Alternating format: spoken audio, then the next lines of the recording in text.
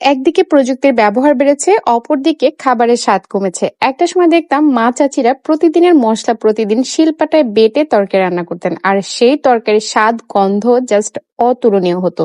2-3 বাড়ি পর থেকেও গন্ধ শুকিয়ে বলে দেওয়া যেত কোন বাড়িতে কি রান্না হচ্ছে। কিন্তু বর্তমান সময়ে আমরা জীবনযাত্রার মান সহজ করার জন্য প্রযুক্তির ব্যবহারটা বেশি করছি। দেখা যাচ্ছে কখনো কখনো মসলা করে আমরা 1 সপ্তাহ পর্যন্ত ফ্রিজিং করে ইউজ করছি, অনেক সময় আরো বেশি দিনও করা হয়, যে কারণে আমরা আর সেই মা চাচিদের হাতের খাবারের স্বাদটা এখন আর পাই না। তো আজ আমি সবাইকে সেই মা চাচিদের খাবারের স্বাদটা অনুভব করার জন্য সব ধরনের মশলা শিলপাটায় বেটে তারপর রান্নাটা করছি। আর এভাবে অল্প অল্প করে মশলা পাটায় বাটলে কিন্তু খুব একটা কষ্টও হয় না, খুব সহজে অল্প সময়ের মধ্যে বাটা হয়ে যায়। ছোটবেলায় দেখতাম মা চুলা ভাত বসিয়ে চুলার পাড়ে পাটাটা বিছিয়ে নিতেন, আর ভাত হতে হতে তরকারি রান্না সব ধরনের মশলা পাটায় বেটে নিতেন, খুব সহজেই মশলা বাটা হয়ে যায়। আজ যেহেতু আমি মুরগির মাংস রান্না করব, তাই মুরগির মাংস রান্না করতে যে মশলাগুলো দরকার হয় আমি সেই মশলাগুলো পাটায় বেটে নিয়েছি।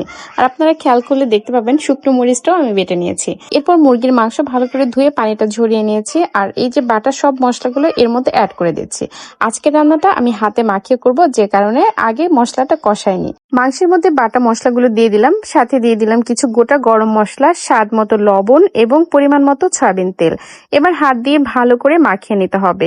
মাংসগুলো এমন ভাবে মাখাতে হবে যেন প্রত্যেকটি মাংসের টুকরোতে মশলাটা ভালোভাবে লেগে যায়।